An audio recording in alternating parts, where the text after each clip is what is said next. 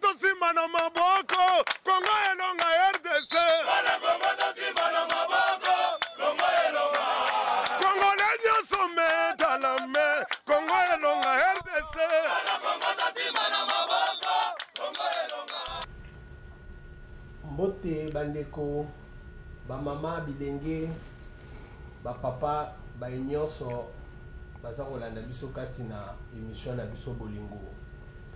Émission na biso bolingo oyo batu mingi babengi bazozela bayoka eloko nini tokolobela lelo. Lelo tozo yambela bino mosali na Nzambe na batu oyo bino bosengaki yambela biso mutu boye elelo yo tokomi koyamba bango toza na moko ya mosali na Nzambe azali pembeni na biso awa tokolobela pona oyo etali ye pona makambo na ye ya église et puis tokoya kokota na makambo etali statut na biso na kati ya Champaign Illinois. Nayebi ke émission na biso ezosunga mokili mobima ba nyonso baza kolanda biso partout bisika bozali mais mingi toza ko travailler entre parenthèses na kati ya ville ya Champaign Illinois et que lelo Champaign Illinois eza ko organiser ba élection et que na kati ya commission électorale batu wana to koyamba moko na bango poto yeba oyo eza ko loba sur statut sur ba élection tout pe batango baza ndenge nini to ko kende musika te bolanda ye comme ça bokoyoka ye. Bonjour. Bonjour. Na boyi kotanga ata kombo parce que ezana bato ebele ba mususu ba koti lobi ba mususu ba kota ka mikolo na mikolo soki okoki ko se présenter po ba yeba yo zanani na kati ya communauté congolaise ya Champaign awa et puis osala ka misala nini ozanani soki bato penya ba koyeba po baye bandenge ya kolanda biso na kati émission ya lelo. Bon, merci pour la question. Kombonanga, pasteur César Munyampara, naza pasteur visionnaire il y a ministère francophone na First Presbyterian Church. Eza esika wana ndeba pesanga ipona na salamusala ya Nzambe.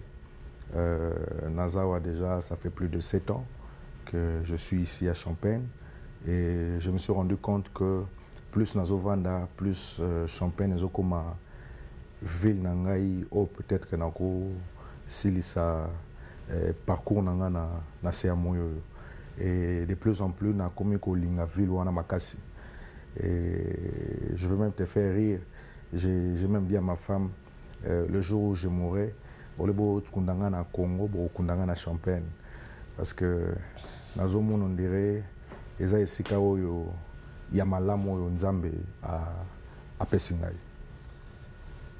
Ah, mukolo mususu ata soki na botika bino bokundanga na Champaign wane lobi pasteur César na lingaki ye moko a se présenter ndenge a se présenter wana po boyoka ye pasteur César to kende musika te to bandana na moi question na biso ya liboso oyo ilingi batu balingi bayeba est-ce que réellement omi bengi pasteur oza pasteur pour lobby babengaki yo berger mais lelo babengi yo pasteur est-ce que ça na parcours moko osali parce que toyebi ki bon osali 7 ans bien sûr mais olandeli quand même nzela ndenge sengeli po lelo to ko benga yo pasteur.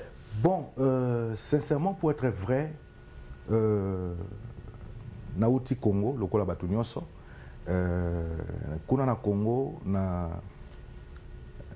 zalaki mwana Nzambe mais na bandaye ko salela Nzambe te kuna na Congo nazaki au contraire parmi bato bandaye ko soutenir financièrement œuvre ya Nzambe wana histoire nanga moke mais nazoye batango na komi ko bongisa voyage te mais na komaki na pembeni ya ko voyager mon sali moko ya Nzambe a lobela ki ngai boy directement que na ko place nazo kende ayeba ki te place nazo kende abisinga kaka ndeko aza pembe oyo Nzambe azobisanga place okokende osalela ye moni ba message mususu tozorango kaka la légère mais aujourd'hui je me suis rendu compte que ezalaki vraiment liloba Nzambe message Nzambe apesa ngai tango na komaki awa nazalaki na idée te que ça musala nzambe nga naza juriste de formation naza na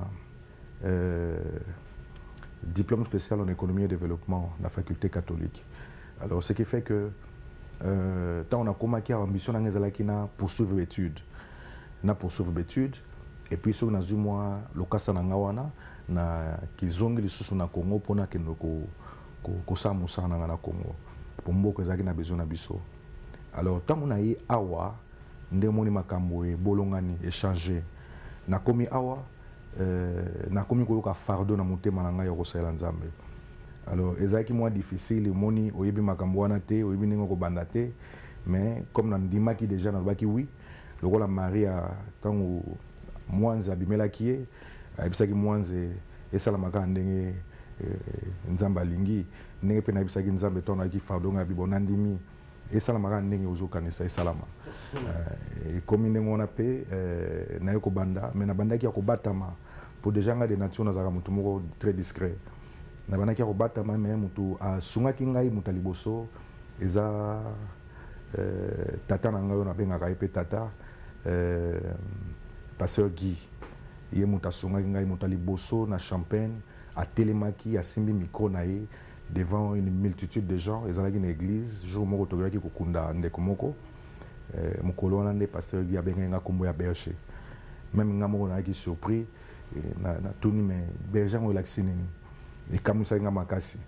Alors au fur et à mesure kombo wana etikali mpe libela elongo César ekomi berger au fur et à mesure que makombo ekomi okende nde nakomi kocomprendre berger eza moto oyo azobatela bapate berger eza moto azokamba bapate azooriente bango azomema bango na vers pâturage. Et puis malembe comme omoni nga nalingaka kotanga mingi nzambe asalanga ngolu na apesanga mayele na mwa bwanya moke yango esalaki ke nakomaki koyoka posa na améliorer mosala oyo nazosalela ye. Alors yango esalaki ke nakende koyekola mwa moke nazalaki na school ministry ezalaka na Vineyard Church na yekolaki mwa moke kuna makambo ya bonzambe po na kati oyo pete mpona nini nakendaki kuna ezalaki na pasteur moko ya mundele na bango mokolo église jour moko papa na nga mpe mosusu pasteur Godet asalaki milulu moko kuna yaki ya liboso conférence moko kuna ainvitaki mpe pasteur na ye responsable ya église wana tozalaki ne côte à côte tobandaki kosola tolanda mateya nde atimi nga na lokolo natali abisinga bi nzambe azobisa ngai ke nasunga yo poza na ministère moko ya makasi nabangaki kutu ebangisinga mwa moke nga sunga ngai abeni nga na loboko abi wapi mwasi na yo nga nabi mwasi na nga aza na nsima abilakisanga mwasi na yo namemi ye pa mwasi na nga asambeli mpo na biso abengaki kutu pasteur Godet abisi abi pasteur Godet po nga naza mwasi ya pasteur Godet aza tata mwasi na ngai. Okay. Abengi mwasi ya abengi pasteur Godet si pasteur Godet abi mwana na yo azana likabo munene nzamba yebisinga na sunga likabo wana nda yebisinga bi to organiser toza na école moko ya ministère awa na kolinga yo ya ko participer na école wana et sala nga pe malamu mingi bafutaka mbongo me yebisinga ke yo ofuta te yango sala ke na bana kokende koyokola mwa kelasi kuna à part ça na kutanaki pe lisusu ka ndenge nzamba makambo na ye na kutani na apôtre moko Smith aza apôtre américain ya mboko oyo ye nde mpe mutu asungaki ngai na baformation ye mpe mutu aconsacraki ngai comme pasteur na États-Unis. Donc présentement je suis en train de travailler sous son manteau, sous son onction, sous son manteau. Donc toi qui es malin mais pasteur parce que peuple congolais mingi pe awa na Champagne mokili mobima bazana posa balanda histoire nous eza malamu mingi mais la lingité kotika yo loba po na yebike ba juriste baloba katoli na tigeli yo plateau awa quand mususu loba ngana ko ata ko poser question te est-ce que pasteur wana toloba ye père spirituel na yo yaza tata nga molimo muto a consacré nga comme pasteur a doté nga na ba capacité à déposer onction na liko nanga Et ma vidéo ezali au monde maloba loba qui tanga zo consacré na loi pasteur et quand on a reçu ça yo tozaki na deuxième édition ya baptême na biso na bana ko baptiser pour na baptiser en église na ye pour wana za papa na molimo azala ki on a pe ton na sisi to sisi programme baptême to bani ko sambela. Alors il pas continuer la prière, on a prié pendant pratiquement 45 minutes. Tant to bimi abenga mpandi abisinga bi César nzamba zo bisangai il t'a appelé à l'apostolat, pas à la pastorale. Ah, ngamona zongi na vandi. Ngabi na mutema na lubi eza oza aza mutali boso to yebisanga. Inde komoko pe pasteur aza ki awa. Ayibisenga makambo. Pasteur l'ouvre pe to bane ko sambela ayibisenga pe loko. Il y a sa troisième personne. Na tuni comme si yende papa na molimo. Ngabi Daddy, expliquez-moi clairement. Abi, je ne sais pas comment t'expliquer, mais Dieu m'a dit qu'il t'a appelé à l'apostolat. Mais... Zali somo bandeko bolanda ndenge nini tozosolana pasteur awa. Pasteur nayo kamalam makambo ndenge ozoloba comme si pasteur oyo achaki yo loboko papa na o molimo azali pasteur mususu na église mususu et que bisika yo oza ko évoluer na kati ya ba makambo na minute oyo eze sika mususu. Bon, est-ce que et puis place yo wuta obetili solo ya pasteur moko a lobake mboka oyo ya Champagne ezali mboka malamu mboka ya basanto na kati ya Champagne ozalaka pe kuna siko pasteur outa kuna oye kotoyo oke kozwa baptême kotoyo et puis bacheyo loboko komi pasteur bon ozo sala kindumba kati na liloba na Nzambe to ozo sala kaka kenon ozo lukesika nini yo il faut se retrouver pour faire na lingi na apporter moi précision na lingi na apporter précision en fait nazo baptême na Congo muta pesanga baptême azali pasteur José Boukassa yi muta baptisanga azape vivant pour faut que le makamna ba preuve nyonso ezali aza vivant et puis ton na yaki yawa na wanga na raté na lobakango na zalaki pasteur te na laki kaka mwana Nzambe simplement église na bande ko keneza ki Stone Creek Church si je ne m'abuse pas na kende église wana 5 à 6 fois et tant on a qui fardeau na loba qui on peut na émission moko passé na kende ko senga papa on a permission gabe na ke papa parce que il est pas sambela ki ponanga moni na senga ki ngabinanga na bana musala apesa nga autorisation na bana musala yango moni lokola cadre mo apesa nga kuna ndena kendaki alors ko kende ba consacrer nga pasteur ailleurs et que nazo œuvrer une église na mususu nga naza je suis juriste de formation. J'aime là où je vais, moi hors de Zala. Na senga ki ba kambinangai oyo place nazali.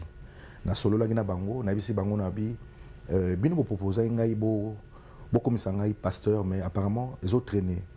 On a na souci quoi apprendre. Voilà, na kenda conférence mon hôtel, na Vineyard Church, pasteur na bango proposer ngai. Faut na kende. Ba pesa nga corps. Tant na kutani pena apôtre Smith, na yebisi pe bango. Et voilà, nous avons une formation, mais cette fois-ci, nous consacrer comme pasteur. Qu'est-ce que vous en pensez? Nous avons qui aval nabango.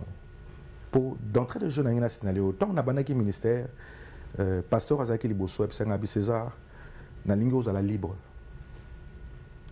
Salam salamo librement, mais tout en respectant le nombre de l'église Nabiso. Olingos à la libre, naebi que séminaire moko salima ke panayo oyambaka pasteur moko ya utaki Charlotte pasteur Freddy Chembo akolanda biso na pesi bambote mingi bisika azali alobaka ngo kati aolobi bato baza na kati ya Champagne azo senti option moko boye mais azo senga na bino bomeka ko pasola banzela a ne pas kolanda bato mususu wana surtout bandeko na biso mususu wana boko bimate donc il faut bo luka moyen moko bo créer ba église bo kende bo ça donc peut-être et kokoza la moko ya ba raison oyo ozo bunda de sorte que yo peut se retrouver sika mususu bon côté wana problème ezate okoki ko lebelango mais mingi problème otozo lobela ezali que esika yo zali sikoyo Ce qui est à solo, yondo pour préciser peuple congolais zolandao, ce qui est à solo te,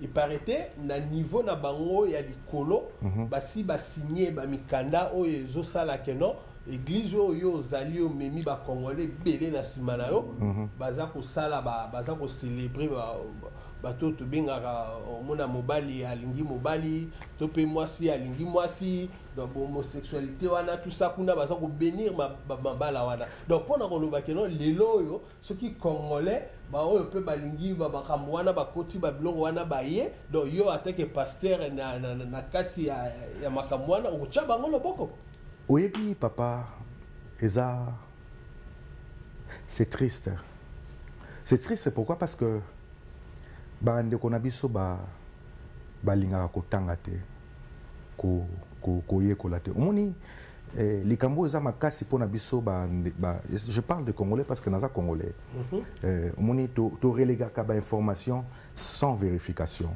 sans que toyeba qu'est-ce qui en est base ezalaki nini pour le pourquoi de cela il faut s'interroger. C'est un esprit critique. Celui qui a étudié doit avoir quand même un esprit critique. Nga pe na yokaki lisolo wana ne bat ba yokaka.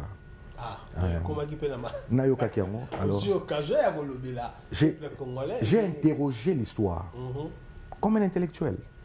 On a interrogé l'histoire. Qu'est-ce qui a été à l'origine? Pourquoi l'église en France célébrait le mariage homosexuel? Et pourquoi l'église presbytérienne célébrait? Parce que c'est en États-Unis, c'est en France. Parce que tout le monde pendant ça, tout est placé où l'église ne célébrait pas. Même le nom de l'église va bien répéter. Alors, peut-être que nous avons coupé la poire en deux pour comprendre et que tout mettre fin à l'histoire. L'église presbytérienne est créée par Jean Calvin. Ok? Ce qu'on t'a bien, configuration de l'église presbytérienne, la plupart est ensemble la famille royale. Qu'est-ce qui s'était passé? C'est rendu compte que bako sangana na batunion sauté na combien de mortalité na ba worship na ba célébration na bango. Alors basolo la na un de pasteur balobi non ce qui moyen za to organiser ba culte na biso privé na ba palais royaux na biso. Ou soit côté na roi moko tobi cette fois-ci to ya la culte na ndako na yo. Pona bango kaka. Baboy ko sangana na batu mususu ba peuple. Alors pasteur on a lobi non. Et cause à l'année on a été parce que l'église est unie ensemble, tous un. Neba selikaki, neba kendaki à part. En fait, c'est ça la séparation de l'église. Alors qu'est-ce qu'ils avaient voulu? Ils ont créé une sorte de presbytère. C'est là où est né l'église presbytérienne. Presbytère, c'est un collège de gens qui décident par démocratie. C'est-à-dire sur base 5, 3 balbito salaboy balandi. 2 batailles sont opposées, mais la majorité est s'alliant. Et c'est ce qui se passe dans l'église presbytérienne. Au moins, le cas de la Champagne. L'église presbytérienne de la Champagne ou les Urbana, ce sont 2 structures différentes. Chaque église a une organisation, chaque église a sa propre règle, propre règlement. Ils n'obtiennent pas de loi au-dessus. C'est vrai qu'il y a un presbytère général, mais ce presbytère de général donne son avis. Vous comprenez? Mais la décision est où chaque église a un presbytère, il y a un peu ça point de vue. Alors, dans notre église, au Ezaliawa, on ne peut pas célébrer le mariage homosexuel. Parce que ça a été décidé ainsi. Il y a les textes qui sont là. Oui, le bac est qui jamais qu'on célébrer genre mariage. Donc, na kokata ote pour na yo d'ici que yo zali na minicho et loko wana ekoki ko salemate jamais de la vie. Le texte c'est ça règlement ezali. Règlement ezali. Parce que nazo zongi sa yo mingi o ezemisho bolingo. Tozo salango pona bolingo ekoka ko régner bisika tozali et que pona compréhension pende ya malamu pona bandeko na biso ba koka koyoka na moni ozo bimisanga mingi ozo kini na ba Babylon on a bino intellectuel et on le français le batebele ba sanga papa on sali bien pour ba français wana ba terme wana ezo boma mboka biso to comprendre te ba yela ka biso ngo pe na lingala to comprendre ba ndenge ezali mais ezana ndeko moko ayeba ki il fallait ki na yamba yo singa ya solo zo yamba mais tout na ye pour na yo ki histoire wana yo moko lo biango église na bino ezali église moko ezalaka ya ba kondi tout ça ekiti et que mutuana singa lobi ba don ebele église wana na minute oyo mutazo profiter nango ezali ndeko na biso wana oyo babingi pasteur César azo profiter nango ebele ba mindele wana bazo pesa ba moyen ba mbongo et que ba mbongo wana tu ezokota na poche na ye alors que tozo belela ka mikolo nyonso awa tozana ba congolais mususu ba komi maboma banani ba kosalisa bango tozana ba mama mususu babeli tozana ba problème na kati ya communauté congolaise bon yo sikoyo église yo za bazo pesa ba don na compte ya ba communauté congolaise ozo chaka na ba poche na papa mais batu ba kosunga mate yango nazoloba c'est malheureux, c'est quand on ne cherche pas à obtenir une source pour avoir l'information alors que l'église est ouverte à tout le monde. Tout le monde peut venir, tout le monde peut poser des questions et tout le monde a cause de réponse par rapport à ma question. Parce que, comme je l'ai toujours dit, Christ, lorsque nous a appelés, il nous a affranchis. Il y a même une église libre. Pour que les brebis sortent et ils reviennent. Ngai n'a pas accès facile. Il y a aucun des est-ce que tata on a zabadon, tata on a zabadon, est-ce que l'église peut s'arabadon, l'église peut s'arabadon. Vous savez, l'homme blanc n'est pas bête. L'homme blanc sera sa structure dans le programme, il respecte le programme. Et à respecter il y a lobby. Il est esclave de la parole, l'homme blanc. Ce que lobby est A, outikana A. Attention, lobby c'est non, mon tochabe, il faut A ils ont. Alors, ce qui va prévoir déjà bilokwana. Vous en avez. Bakopé sangaïté en tant qu'individu. L'homme blanc contacte la structure. En tant qu'individu, parce que je ne suis pas une structure. Il faut se comprendre. Et il y a toute une structure à l'église qui s'occupe de ces choses.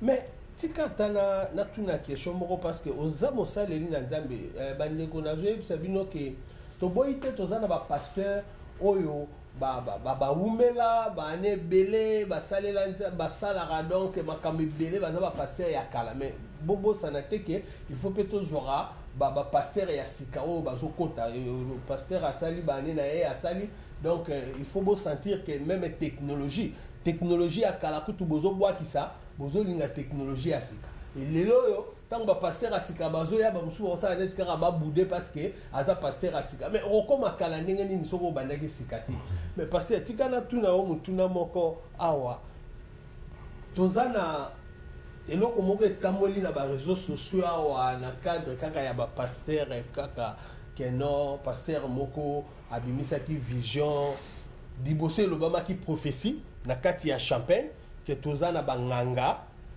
mibale ba congolais mibale ba togolais et que azobengisa bango apesaki bango 10 jours soki bayete bakomona oyo kokomela bango et par après toluka ki to contacter il fallait ki to yambaye na kati émission bon tango mususu parce que émission ya Julup Image eza musala tozo salela bino eza musala oyo esengaka pe ke non mutoye abimisi pa misolo na ye pe à l'équipe na émission tant mususu pe totali sijo ye nango okoki pe koleka free tant mususu pe esalaki ke tant to solo la ki na musaleli wana tant mususu akanisaki ke bambongo efalaka futa a joué téléphone yemoko a sali les sous vidéo et que na kata vidéo wana elongwe champagne a bakisi na ba ville mususu eza pembeni yawa Springfield a chemwa Bloomington donc elongwe ça et comme suko ebele parce que mutuna na biso eza boy est-ce que réellement pasteur eza la prophétie eza la nzamba za ko lobela bino pona batu etambola kalolenge wana bino nde bozotanga makomi oyo to bengi bible biso nyonso totanga kame oyo bino komi ko medita ngo mukolo na mukolo eza ndenge nini okolembola bandeko mpona sujet wana eza déjà kolobama na kati ya champagne awa natalaki ndenge yo lobi yo potalaki ok natalaki yango ndenge yo lobi oyebi ndeko Julup nakoyebi biso eloko moko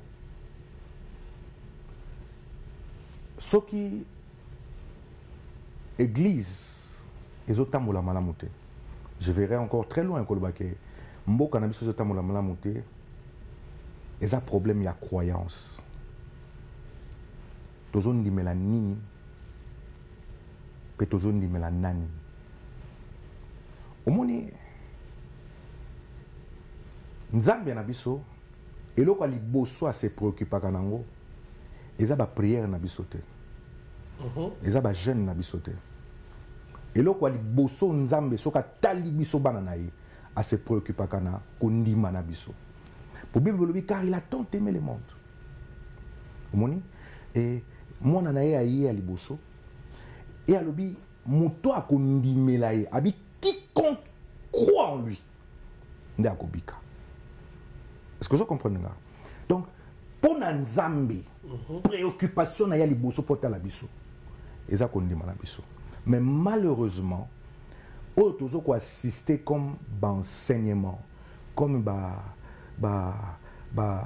raconta ezo déplaire bana nzambe mingi comme ko déplaire na biso comme ko sala moi passer na motema omoni parce que na ko betolo moi lisolo moko na bible okoko imaginer nzambe alinga boma Sodome et Gomorrhe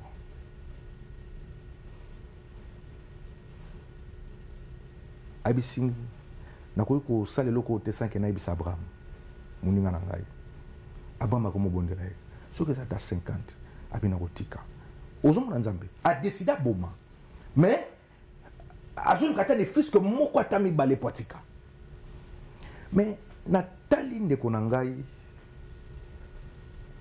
conseil nakoki kopesa ye Congolais on a nayoki kalobaki eza prophétie te eza azwi ba information mais les bosses allaient prophétie maintenant sikoyo komi alors eza prophétie te yemo avoir ki eza prophétie te mais a récolter des informations natali ndeko nanga na ningi na pesa conseil ndeko Daniel eloko otangi ba Congolais mibale 4 wana peut-être que yo yebi bango biso to yebi bango te na kolinga pete lokola oyebisa pe batuke eza bato wana mi oyo x wana pour moni soko yebisi bango ba ozala lokola indexé même na communauté bato ba kolinga soko approcher bango te au bible lobi faut aimer vos ennemis bible zo ajouter zo ba que l'amour parfait bannit la peur moni soko lingi mutu mingi rubanga le susute pour enseignement toujours assister à enseignement sur la peur, sur les démons, sur les liens, sur les hôtels, des hôtels. Alors que enseignement oyo bana nzambe, oyo ko basé bana nzambe en Christ, ezoter mali susute. Kendo yebisa bande ko wana. Ole ko sala ba vidéo, lobela bango. Soko sala ki démarche wana. Et communiquer simbité, zo mosali moko nzambe oyo solo reine la ville. Beaucoup ne ko approcher bande ko na ba Congolais parce que ba a mwana mibale nous en avons besoin aussi. Ceux qui baza sauver l'ole ko sepela même biso na sa moyo to ko sepela. Kende ko mona bande ko wana ceux qui ba boyi zo mosali moko nzamba ta mibale oyo solo la na bango malamu beaucoup ne ko kutana bande ko wana bo solo na bango ole ko bimisango na place publique nazo comprendre kanda na yo mais ba amona pe tozana bango pe besoin ngana ko sepela ke o approcher bango o solo na bango moni na lingaka te na musala nzambe ko lingaka ko vexer batu ko indexa ka batu ke yaza na misala mabe yaza ndoki yaza ni yango te mutu ko baser croyance na biso tote ane Yesu to lobela Yesu mingi c'est là où qui reposera là notre foi. Parce que la Bible dit, c'est lui le chef et le consommateur de notre foi. Et le juste ne peut que vivre par la foi. Totea, bananzambe, le vrai message, mais totea bangote, message sur la peur, message sur le démon, message sur les liens, message sur les hôtels. Parce que on a un message déjà qui passé. Donc, tant que c'est cause à la paix, moko ya banzela oyo ndeko aye, il faut payer parce que a gagné batu il faut pas qu'il y ait des balles ok wana tokolobela ngo sima mais pasteur to mama si jeune abiso pende ezali makambo etali statut si biso ozali moko ya bato baza na kati ya commission électorale oyo ya kati ya Champagne.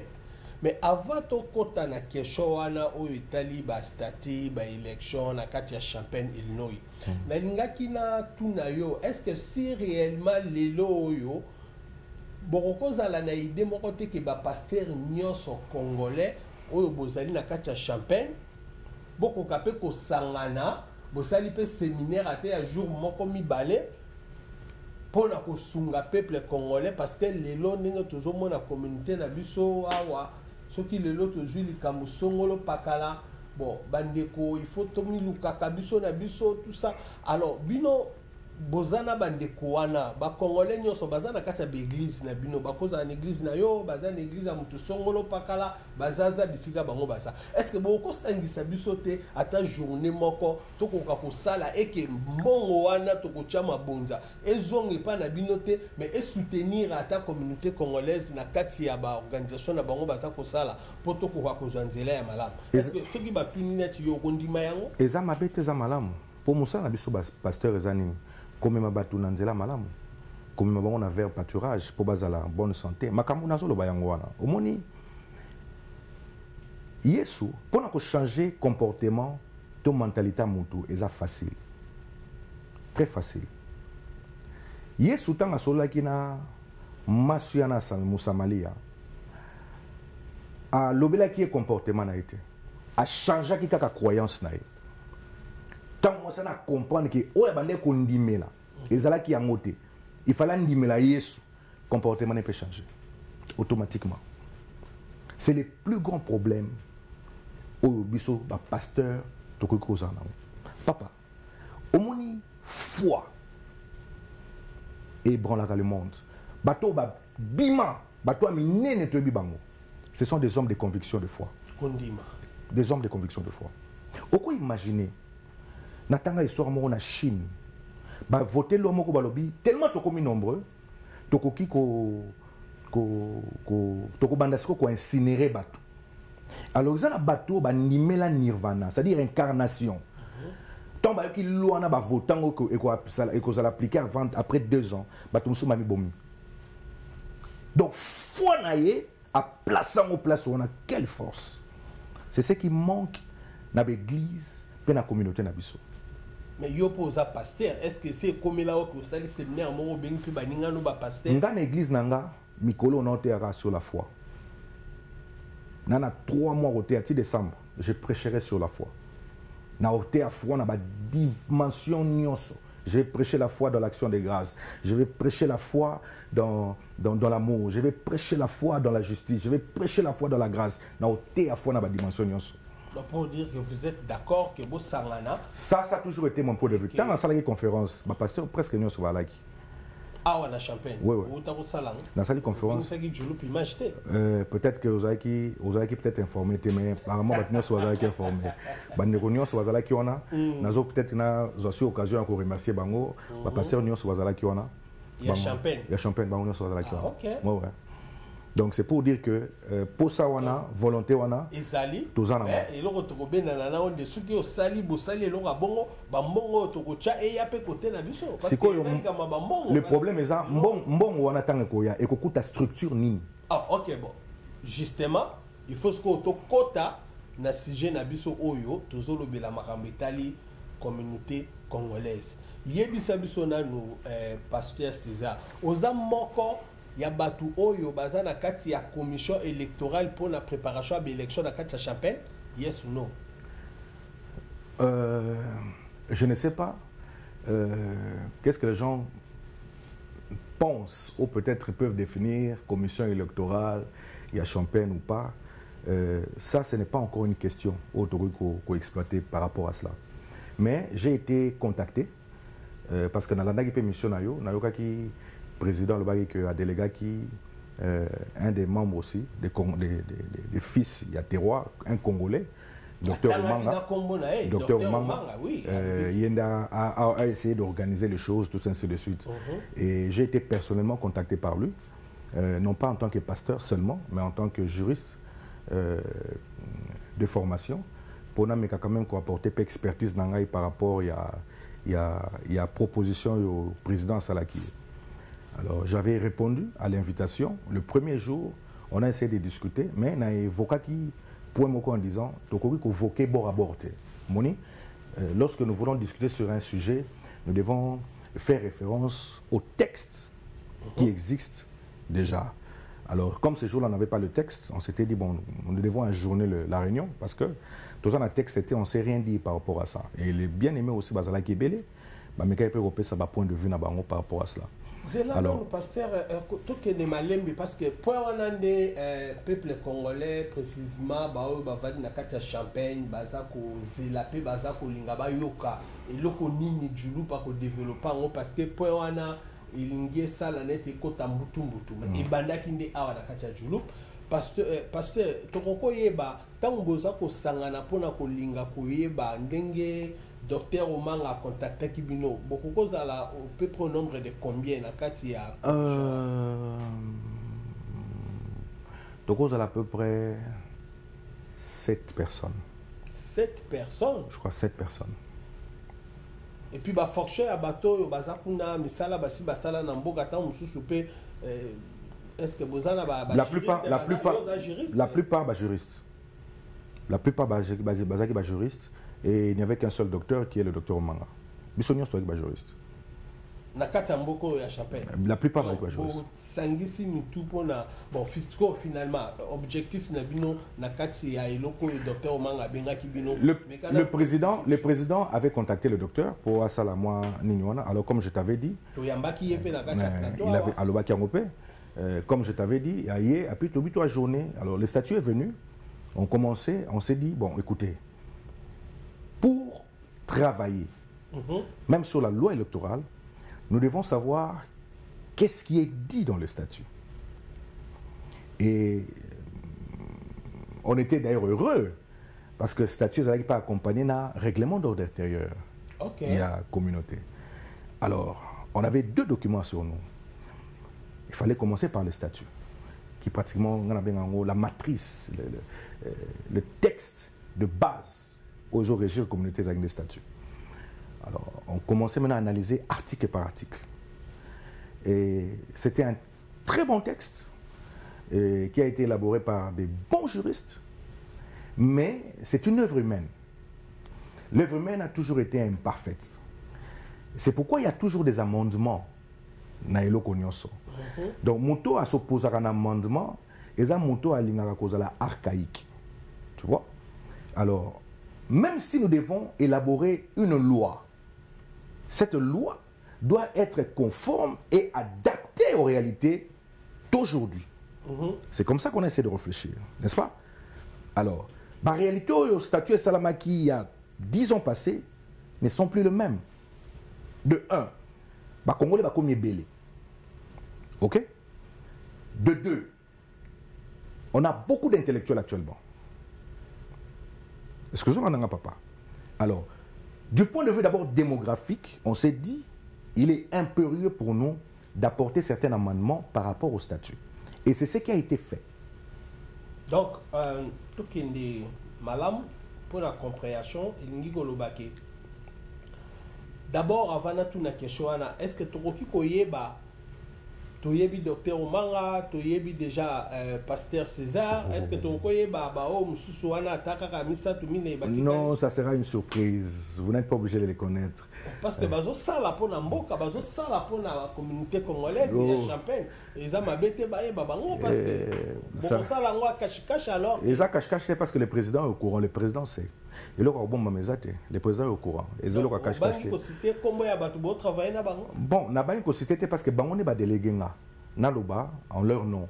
Ah mais il faut leur dire oui. Non. Il faut nous parler. C'est-à-dire quand je suis venu en tant que pasteur Et en tant que délégué, il y a structure wana au président Sengaki biso nazo continuer à répéter au président Sengaki et Salama pour et apporter quand même certains correctifs. Bandeko baza juriste au baza suffisamment rodé ndé bazo traiter dossier wana. Mais aussi ici na biso déjà texte c'est là déjà avec nos amendements. Alors objectif na c'est que le président y a tout proposé à convoquer l'Assemblée générale, selon l'esprit à statut. Donc, statut, Tolandi, et Pesaki Mambutu na ba réseaux sociaux par rapport à Ndenge Makambango et Zolobela, parce que ça travail y a intellectuel. Donc, vous avez la élite na kati yamboka na biso Champagne, Illinois, Awa. Est-ce que réellement, à tel que ba élite au bino boye et que bamususu pe bazalaka beaucoup déjà stati na katanzela boye bolobino wana ezapende l'autre côté basale l'autre côté ils n'ont pas eu le temps de travailler sur ça tout comme ça boye bobetiango sabo alors bolobino bino bolingi boya bosala oya bino stati pour bopesango président akoka kopesa peuple congolais. Oui, Djoloub, ce n'est pas élégant. Ce n'est pas élégant de nier un travail intellectuel Yamoto. C'est pas élégant. C'est là où nous on comprend rien. Ce n'est pas des bonnes guerres. Tu vois, quand ceux qui osent à moi maturité, à moi sagesse, tu vois, c'est quoi ce qui est déplorable. Les gens se fient au racontard. Et puis, et pire encore, ce sont des intellectuels qui acceptent ces racontards. C'est pourquoi j'ai dit que ce n'est pas élégant. Je l'ai dit tantôt, le texte a été rédigé par des juristes, des juristes qui étaient en fonction. Et c'est un très bon texte. Mais seulement, comme Nabisio, seulement, il faut qu'on apporte des amendements selon la PSK du point de vue démographique. Ça c'est clair, ça doit s'offrir des amendements. Ça, c'est clair du point de vue démographique. Parlez au moins aux Congolais, vous parlez d'amendements. Nous voulons qu'on... Parce que tant que nous avons des amendements, on peut nous dire Nazo, nous avons des difficultés au limbo na lingala. Mais ce qui est vrai, nous avons des bandaki sebele du Nazo Coca-Cola na lingala moko facilité. Même du point de vue de la forme et à statut, tous on a ba répétitif belé. Moni ba répétition est belé na statut. Ça c'est de 1, de 2, tous on a ba terme mususu za utiliser na statut ba terme moko je dirais ce sont des bons termes mais ils ont prêté à confusion. Exemple? On a texte au monde quelque part comité directeur, comité de gestion. Nous sommes dit, du point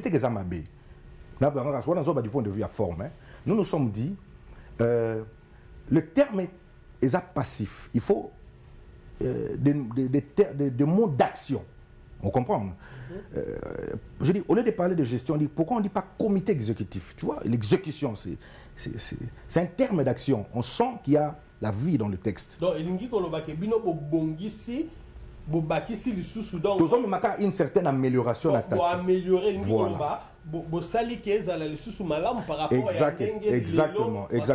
Exactement. Et maintenant, le bino bossi bosali, on que bossi c'est na musala na bino. Et le kosko ni nango est bloqué makambo pona peuple congolais a baé minga lobi mais tout ça la besoin de l'élection. C'est quoi yo? Bon coup tu les là singa musala. Mais papi Djoloub. Mais babenga ba tout telemo wana ba kadinda ba telemi ba lobi yo olinga kanani ale ba tout ba kene na sima ba na bango to yebi ke oyo azana 5 oyo azana 10 makampe sili mais bon mais ba biso ba blo mo boye. C'est quoi yo moni? Je suis d'abord pasteur. Je ne suis pas venu pour Naloba Lukuta. Moi je ne vais pas faire la politique. Je dois dire la vérité. Nous avons été saisis par le docteur qui, lui, a été contacté par le président. Donc, aussi, c'est Moussala. Tout ça, les amendements, il y a statut, il y a règlement de l'intérieur. On s'est dit, nous avons fini le travail. Comme le président nous avait demandé de faire, le travail est fini, il faut l'appeler maintenant pour tout ça les rapports de ce qui a été fait. Ok. Tobengi président. Président Andimaki. On souhaiterait que y ait mon côté où il y a une équipe nayo. Vous comprenez? Parce que même l'amendement dans la PCPT, on a PSK sur le plan de forme, on a continué à fonter. On a PCP, l'amendement est côté ici dans le fond. Mais si on a l'imbolo, on a monté dans le PSK. Tobengi président. Ok, Naroya. Le jour suivant, je crois la nuit même de ce jour-là, le président a tenu lettre, note, un message, un téléphone, a tenu le docteur. Le docteur a transféré les bisognes. Réponse n'a eu. Alors, non. Na siégé dans le comité nanga. Le comité nanga est décidé. Moi, il y a exacté parce que vous saisir la lettre officielle. Je dis, ah bon? Voilà, président de la communauté congolaise, il y a Champagne. Il y a Champagne. Le docteur a transféré son message. Alors, on s'est appelé. Je dis, mais ah bon? Alors, nous ne sommes pas quand même des idiots. Vous comprenez, papa?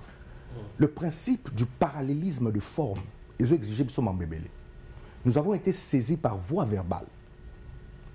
Ok? Tu nous as saisis par voie verbale et toi, tu nous exiges une lettre pour vous saisir. Alors que toi, tu es venu nous saisir verbalement.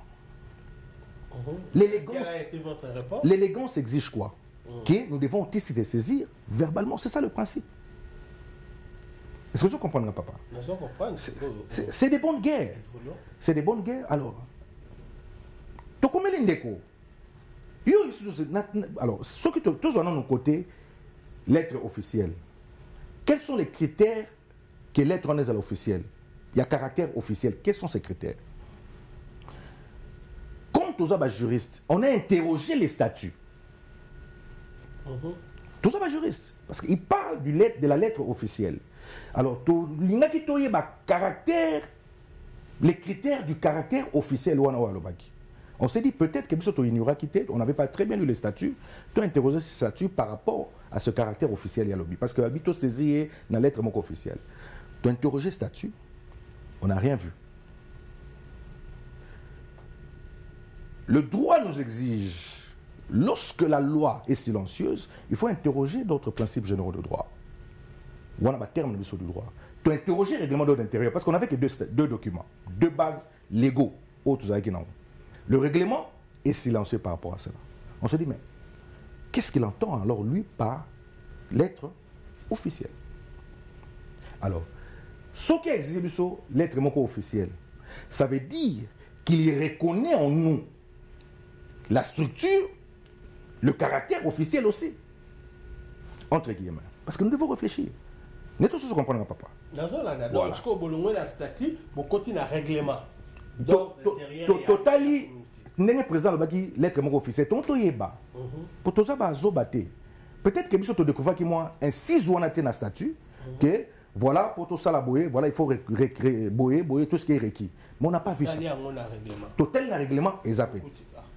Tout ça mon pété. Alors tu dis mais ce qui a l'objet que tu commandé par une lettre officielle, ça veut dire qu'à reconnaître la structure n'a pas officielle. Ne peut que rédiger la lettre officielle, une structure officielle, non? Ok. N'est-ce pas ce que vous comprenez? Oui, ceux qui ont à comprendre dans le sens où vous avez... Attends, papa, tu as toujours évolué. On a besoin de toujours réfléchir. Pour la lettre officielle, le mot est là. Je peux même vous montrer lettre dans Komagi. Vous comprenez? Alors, ce cas où reconnaître une lettre officielle ou pas ça veut dire qu'à reconnaître une structure officielle. Ce n'est pas une structure officieuse. Allez-y. Tout me met un raisonnement, mais c'est ce qui n'a pas été fait. On s'est dit, par élégance, le quoi a saisi verbalement, mais c'est plutôt saisi verbalement. Alors le frère a répondu, ah, non, excusez-moi, Naroya vendredi, avec mon équipe, tu discuter, tu mettre les points sur les i, on est d'accord, on vient à vendredi. Le vendredi n'est pas venu. Vendredi non plus, à Yépété. Deuxième rendez-vous, à Yénaïté. Alors on s'est dit, écoutez, on a donné notre meilleur de nous-mêmes. On a, comme je dirais, saupoudré sur notre intelligence. Nous avons fermé nos clics et nos claques. Avec toujours amour et le souci que la communauté est de l'avant et réussir. Parce que l'objectif est là que tu as président, voici nos amendements, convoque l'Assemblée générale afin que Batouba approuve l'amendement. Nous sommes prêts. Il y a qu'au présentant devant l'Assemblée, voilà si les amendements sont d'accord. Ok, s'ils ne sont pas d'accord, on garde le même statut. Mais l'Assemblée question sur l'Assemblée générale. Est-ce que il faut travailler statut pour améliorer l'Assemblée générale ou on peut seulement pour l'Assemblée générale, population appelle Sabino selon le texte du statut, il faut convoquer l'Assemblée générale a approuvé l'amendement autour de voilà. Selon le texte du statut Ezali. Parce qu'il faut tous les esclaves. Après avoir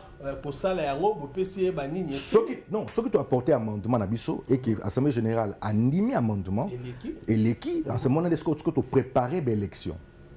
À commencer par voter ou comment? Non, nous allons. Parce que la loi électorale existe aussi. Tout le monde qui ont voté. Il faut qu'on étudie aussi la loi électorale.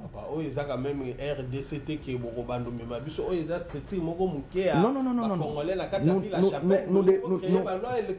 nous devons faire. Comme si vous collaborez avec les présidents. Non.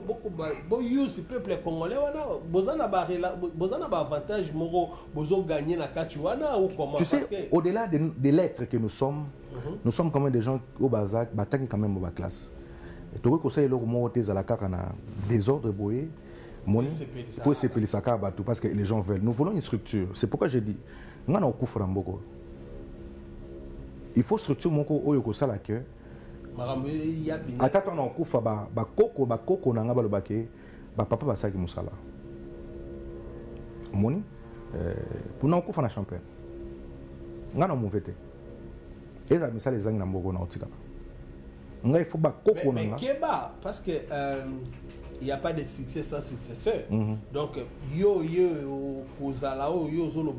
mais yeba kezana bateau pe ba ya oyo keno bango pe ba mivandisa donc bokomisko liboke oyo tolingi ke bomoko to pe bolingo wana ekoka ko régner et sur ce toujours mon ndenge bozo travailler banini tolingi toyeba na sima ya bino ko solola na président bopesie ba mandé yango et après bokoye la biso ba loi nini est-ce que to kolega une élection est-ce que bon ça la recensement ou comment oui une élection il faut l'élection dont le bien il faut recensement le problème est zanini blocage des années botuna président poignée azokima. Oh, président, donc tu le beaucoup tenté parce que des fois beaucoup tenté. Tu le peut. Ce qui président Lingi, aya to kutala neto solo là. Faut beaucoup naïe. Pourquoi ça éviter? Ok, peuple congolais, ba résident nyo so bofadi na kata champagne, eza ya kochama ina munorote. Message oyo e ute pa ya moko. Bazo travailler pour na kolinga ndenge nini élection et celle manandenge singeli to yambaki pe président awa soki bolandi na émission na biso utaki koleka to solo laki na président masolo oyo babengi élection bon na kati ya masolo to solo laki na président to zui ba message o bandeko belé ba réagir pour dire que non entre autres balobi mais tozana pouvoir mowe le kaki pouvoir wane les cas qui ba honora qui a monté et que bango ba jouer pouvoir au président ya biso ya siko ya zali ba jouer en opeka na ninga mayuya alors ba ebi singa ba lobi mais bango ba sala ki lettre moko ba canceller ba biloko entre autres social boye ba rango que tozalaka na social ya communauté oyo ezali ba ebi setinga que tozalaka na social wana ebimisaka ba do et puis ça va pour la communauté congolaise. Est-ce que Eza Yangonde il faut batubawele la rapozo pouvoir na makasi. Bon, balobi que Eza na badomo ko Eza la rawana o nan to comprendre que non congolais faye baké bisika nyoso yo zaloza congolais ozolala nini faut la muka parce que o tozo solo la ezali makambo ya Champagne Illinois. Yo vani na kati ya Champagne. Intéresse-toi na babilo toza koloba. Il faut qu'on lande émission. Il faut qu'on linga koyeba. Bon, lelo yo, commission oyo il faut ba solo na président pour bailler la biso ba résolution pour na makambo etali bonne marche na kati ya Champaign Illinois. Pasteur, sikoyo mutunda na ngai ezali boy parce que tel que je suis là, naza ko représenter peuple congolais au bavadi na kati ya Champaign et que bango baza na posa ba bimisa o ezakati na bango, raison pour laquelle bazo tindela nga ba message bazo ko pesa kanga ba makanisi ndenge nini ya kolinga komema makambo ekene na ninga bolingo na ninga bomoko. Bon sikoyo soki lelo président a monanité bokutanité. Bon maintenant na mboka oyo ba bengi Champaign selon makanisi to pe ba idée okokozala nango parce que na yebi koza président te yo muto kozwa loi okozwa décision te, mais est-ce que makambo ngo ekolala kaka boyeye oyo ya simbi présidence akotika l'année éternellement? Est-ce que ba loi bino botangi règlement d'ordre statut eloko moko te ezolakisa ke non soki président vandi libela bakoki kosekue ye to pe bakoki kolongola ye tout bino boza ba juriste bomonaki test yango ndenge nini? Bien, on a le texte César bien rédigé. D'ailleurs, dans le texte, ben 6, ouverture, ils ont toujours. Bah, pesa qui disposition mon ko et fongole qui brèche. Au cas où, ben, na le banc peut-être sur na plateau té. Mais et là qu'on a souhaité, n'est na zoloba. Il faut tout ça la preuve, tout ça la tout surpasser bah ego na biso. Moni. Parce que l'intérêt est un intérêt général. Si on met un préambule, il y a statut, on privilégier l'intérêt général. Il y a intérêt à groupe moroté. Moni, intérêt est un intérêt général. Tous en a banana mboka oyo. Banana biso, attention tous a ennemi biso baboti, mais banana biso balingana ka bango na bango. Oyo muninga tel, oyo muninga tel, oyo muninga omona bango boy. Ah, on a papa n'est tout seul, on était mais moi on a ngaza camarade na. Moni. Alors, nous devons voir ces choses. Tout le monde a makamo, tout le monde a musikato, viser intérêt général pour le bien-être de la communauté nabiso. Parce que nga personne a côté na likamango, je vise l'intérêt général, non pas seulement en tant que Congolais, mais en tant que pasteur qui prône les valeurs chrétiennes. Valeurs chrétiennes, entre autres, ça, le bien-être général et l'intérêt général yabatu. Alors, incise Ezali. Mais nous ne voulons pas faire de choses dans le désordre. Nous aimons le président. Nous les aimons. Excuse-moi, nous l'aimons. Mais le plus grand problème, président, il faut ça la preuve, il y a toujours preuve d'élégance. Sortir par la grande porte donne de la valeur à la personne. Ce qui a fait à montrer que Azapé à même il y a qu'on continue en haut, mais qu'il nous démontre, mais dans un cadre démocratique. À prouver que voilà, à mesure il y a qu'on continue naïe, voilà bah il a prôné, voilà bah il a prôné, voilà. Mais surtout ça on a été pour empêcher à ça Moussane calmement. Nous sommes là seulement pour tomber makaka notre contribution afin que la communauté et que nous malam état malam. Tous ça la diaspora na bamboka oyo, tous ça na posa pendia communauté et que nous malamu. Tous na posa to sonoré, tous na nous vivant boye moninga abimi babetelier maboko osala ki musala obimi na ndinga propre bosali pe yemoko président ayakiawa alobaki azana posa ça la remise et reprise à cause de sa candidature na à cause de sa candidature te et maramunyo surtout ceux qui bolingi bolanda bokene na julup image bolanda na kak bokene na YouTube bobeta kaka julup image bokomona ba vidéo nyonso oyo to bandi parce que musala na biso e bandi awa na kati ya Champaign eza musala to tangela yango mais eza musala oyo to bandi ko bimisa yango maleme ba classe na biso to tanga awa na kati ya Champaign pona koluka bolingo oyo to lobi émission bolingo. Alors maintenant pasteur César tokomo kenina kosukisa eza na message oyo la saki pona kobenga ona kati émission bandeko balobi pasteur César azali na eloko moko ekokaki kosunga peuple congolais na kati ya Champaign parce que eloko wana olobeli yango te eke batu pe bakolinga bayeba coopérative moko za nango to pe association eloko ni nango za nango juste oyo kokosala ke no peuple congolais pe akoka komisunga na kati. Avant de répondre yo Julup na rolingana na fongola moi parenthèse moko ce qu'on peut permettre parce que nous avons un plateau. J'aimerais que la caméra est fixée.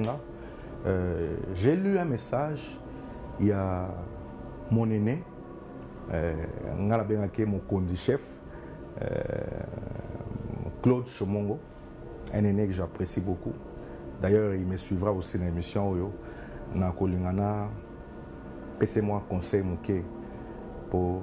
C'est vrai que j'ai l'habitude de faire un conseil, mais au moins ça va vous permettre de conseiller dans l'émission tout ça là. Cher René, j'ai lu le message sur Facebook. J'ai été vraiment touché, scandalisé par rapport à cela. Au moins, comme je l'ai toujours dit, nous devons privilégier l'intérêt général. Il y a toujours ça là. On sait lire, on sait voir la rage aux alliés dans tes écrits. Il n'y a même pas besoin que tu puisses nous faire un dessin, on avait compris. Et moi, quand j'ai lu ça, j'ai compris. Et surtout que dans les qui na simanayo et que Nebalobaka ou Tikelibiso Nzela, tout ça là droit. J'ai compris dans tes écrits qu'il y avait la rage, il y avait la haine. Et ce qui m'avait vraiment choqué, frappé, et que Bimisiamo vraiment sur la place publique, dans Facebook, ça dérangeait même nos sensibilités intellectuelles. Alors pour ça, j'aimerais vraiment, grand frère, avec la main dans ma poitrine, ce qui va supprimer, ça va vraiment être une très bonne chose de ta part. Parce que tu n'es pas ennemi de quiconque. Et je ne pense pas que Orozala est ennemi à Batou. Ngale Kinayo, Nengeyoye Bisaranga, Naoyo Kozala ennemi à Moutouté. Tu te rappelleras encore, tu as Walmart, tu m'as beaucoup conseillé. Alors, ce que vous avez conseillé, que nous avons mais comment grand frère il peut se faire des ennemis comme ça?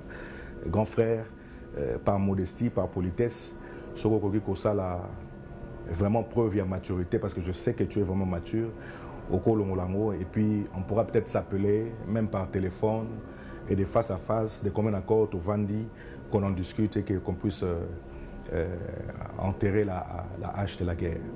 En fait, c'est le message que je voulais apporter aux gens. Voilà. Merci beaucoup, Pasteur Tokomi Nasuka. Vraiment, il faut le bilamouké pour la coopérative Yozanango. Il faut un message fort au PC. Bisogno surtout la Babylone wana. Tokosenga na peuple congolais. Binonyo so bozota la biso bozana kata chapelle loyi. To yebi ke na kati ya histoire ya mboka oyo ya chapelle eza momo moko boye ba minduki ebima elobata.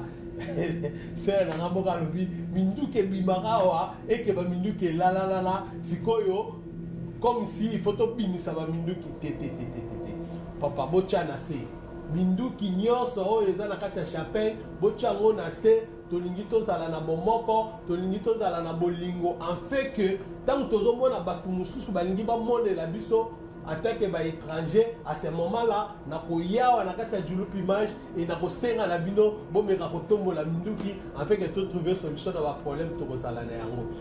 Pasteur nakanisi to komi penya na suka soki okozala na liloba muke pour na coopérative na yo wana nazobeta sete et soki pe okozala na message pour na église na yo et que to koka kosukisa coopérative né dans le baki la fois dernière ça a été inspiré. Nous sommes déjà en processus par rapport à cela. Mais ceci n'a pas étendre l'idée même la communauté. Ah, ok. Ça, c'est mon souci réel, mon souci vrai. Peut-être que la prochaine présidence, président Akoyawana n'a pas suggéré l'idée pour être beaucoup plus pragmatique. Biso pas na biso to kozaka $1. Mais peut-être comme communauté, tu sais, belé, cotisation cause peut-être $5. Mais seulement, il faut qu'on ait un recensement. Qu'on ait un nombre bateau et qu'on explique bateau le but, l'objectif, il y a coopérative.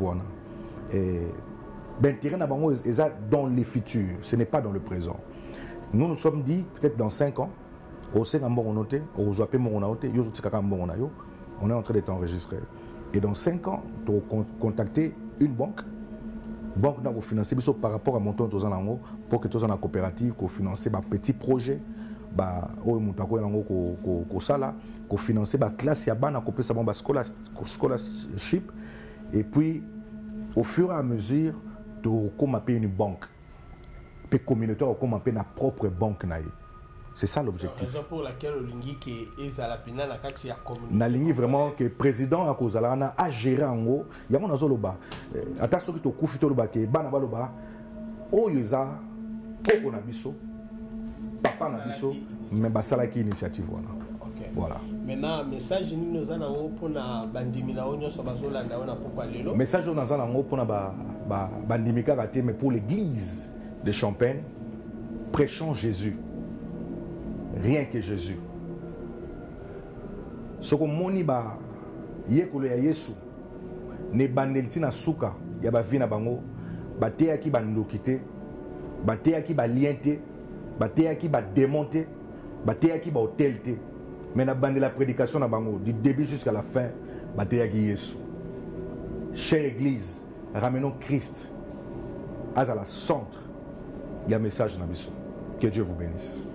Merci beaucoup, que Dieu vous bénisse. Le col la pasteur assez à Pamboli, na zane lo kakolobate, mais na kopé sabino merci na ndenge bolandi biso. Merci mingi pe mbote mingi na ba seigneur surtout ya Institut National des Arts, ba na ina na ba oyo baza mikolo yo, na pesi bino mbote, na pesi na batu nyonso baza kolanda biso na ngunga oyo, na pesi bino mbote. Na pesi bino mbote mbote malamu mingi bokoka kotika la malamu lokola pasteur assez alobi. Que Dieu vous bénisse. Totiki bino pona pokwa elelo. Merci beaucoup. Majorité opposition tosimana Congo elonga RDC. RDC.